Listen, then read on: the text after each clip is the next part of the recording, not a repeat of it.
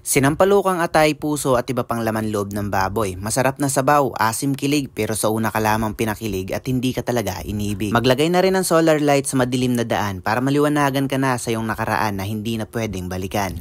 Tuwing umaga madalas ko nakikita o napapansin itong magagandang talbos ng sampalok. Agaw pansin kaya naman sa tuwing nakikita ko ito ay natatakam ako sa mga sabaw na sinampalukan. Mas masarap din ay pang-asim ang ganitong bulaklak ng sampalok pero dahil nasa baba lamang ako at kung alin lamang yung naaabot ko yun lamang ang aking kinuha. Kaya naman lamang ang nakuha ko na talbos dito. Atay, puso at iba pang laman loob ng baboy. Ito lamang ang nadiskartehan ko na pwede kong lutuin at gawing sinampalukan sa araw na ito. Hindi ko na rin gaanong pinakita ang paghihiwa lalo na dito sa puso dahil masyadong madugo. Kumbaga patay na, nasasaktan pa. Diretso salang na rin kagad ito. Nagisa lamang ako ng sibuyas, bawang at luya at dinamihan ko lamang ito ng mantika dahil ang gusto ko ay yung pumuputok-putok muna bago ko lagyan ng sabaw. Palambutin ko daw kaya naman dinamihan ko na ng sabaw. Yan naman ang request ng kapatid ko. Sinabay ko na rin dito yung sampalok para maglasa na kaagad. Wala nang himayan, dagdag asim pa yan. Sabihin nyo ng tinamad pero ganyan talaga ang trip ko kapag ang pinang-aasim ko ay dahon ng sampalok. Masarap naman ang pagkakadali, tugma ang alat at ang asim. Ang hindi ko lamang alam saan nga ba ako nagkulang. Pagkatapos ko naman magluto dito, naglagay naman ako ng solar dito sa daan paakyat sa taas ng bundok. Nag-order ako dito ng buy one take one na solar light. Nakabili na dati ang ate ko ng ganitong klase ng solar. Yun nga lang medyo mahaba-haba talaga ang daan papunta sa taas ng bundok kaya naman medyo kinulang rin. Nasubukan na namin ito kaya naman hindi na talaga ako nagdalawang isip na bumili ulit ng ganitong klase. Sa mga kantuhan na may puno, dito ko na lamang ito inilagay. Basta nasisikatan ng araw, ayos na yan. May sensor din ito, hindi ko lamang alam kung madedetect ba nito pag minumulto ka ng damdamin mo. Thank you for watching.